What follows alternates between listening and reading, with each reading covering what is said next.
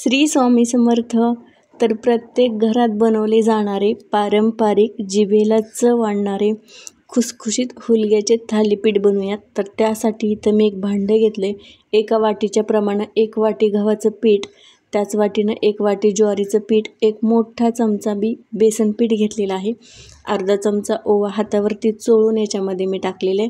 नंतर अर्धा चमचा जिरं घालायचं, थोडीशी हळद घालायची पाव चमचा, अर्धा चमचा लाल तिखट, अर्धा चमचा धना पावडर याच्यामध्ये मी टाकलेली आहे. नंतर इथं मी अर्धी वाटी हुलग्याची भाजी घेतलेली आहे. तर ही भाजी मी अगोदर हुलगे खमंग भाजून घेतले, त्याला थोडंसं थंड करून घ्यायचं. नंतर मिक्सरवरती त्याला बारीक करून घेतलं, थोडीशी डाळ त्याची बनवून घेतली. नंतर त्याच्यामध्ये मी 1 कांदा आणि 1 टोमॅटो टाकून ही डाळ कुकरला छान मऊ होईपर्यंत शिजवून घेतली. शिजल्यानंतर त्याला मस्त अशी फोडणी दिली. तर फोडणीमध्ये मी जिरं, आलं, लसूण, काळं तिखट, हळद, मीठ आणि मसाले वापरून त्याची मस्त अशी भाजी बनवली. तर आता ही भाजीच मी अर्धी वाटी भाजी या पिठामध्ये टाकून घेतली. नंतर 1 कांदा बारीक चिरून याच्यामध्ये टाकला. नंतर थोडीशी कोथिंबीर घातली. नंतर चवीपुरतं याच्यामध्ये मी मीठ घातलं 1 चमचाभर.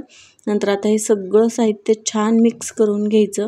एकसारखं ही भाजी मी पिठामध्ये एकसारखी छान अशी मिक्स करून घेणार आहे. तर हुलग्याच्या भाजीऐवजी तुम्ही हुलग्याचं पीठही वापरू शकता. भाजी याच्यासाठी वापरली की भाजीमुळं या थालीपीठाला आणखी जास्त छान चव लागते. नंतर आता याच्यामध्येच मी थोडंसं पाणी घातलेलं आहे आणि पाणी घालून याचं छान सैलसर असं मी पीठ भिजवून घेतलेलं आहे. जेवढं हे पीठ जास्त वेळ भिजेल तेवढे याचे थालीपीठ खूप खुसखुशीत आणि खमंग होतात. थालीपीठ छान असं या पिठाचं पीठ मी भिजवून घेतलं. नंतर झाकण ठेवून या पिठाला मी अर्धा तास तरी तसंच ठेवून दिलं.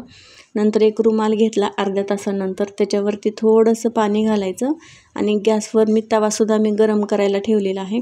नंतर याच्यातलाच एक गोळा काढून घ्यायचा छान आणि त्याचं मस्त असं थालीपीठ थापून घ्यायचं आहे. तर कांदा, कोथिंबीर वापरण्याऐवजी तुम्ही तुमच्या आवडतील त्या भाज्यासुद्धा याच्यामध्ये मी टाकून तुम्ही त्याचं थालीपीठ बनवू शकता. नंतर तवासुद्धा गरम झाला आहे, त्याच्यावरती थोडंसं तेल घालायचं आणि तेलावरती हे थालीपीठ टाकायचं. नंतर वरतून थोडंसं तेल घालायचं, एक झाकण ठेवायचे 2 मिनटं. तोपर्यंत दुसरंसुद्धा थालीपीठ मी मस्त असं थापून घेतलेलं आहे. 2 मिनटानंतर याच्यावरचं झाकण काढायचं आणि याच्या कडा सोडून थालीपीठ हे छान पलटी करून घ्यायचं. तर तुम्ही बघू शकता पलटी केल्यानंतर याचा रंग किती सुंदर आलेला आहे आणि मस्त असं खमंग खरपूससुद्धा भाजलेलं आहे.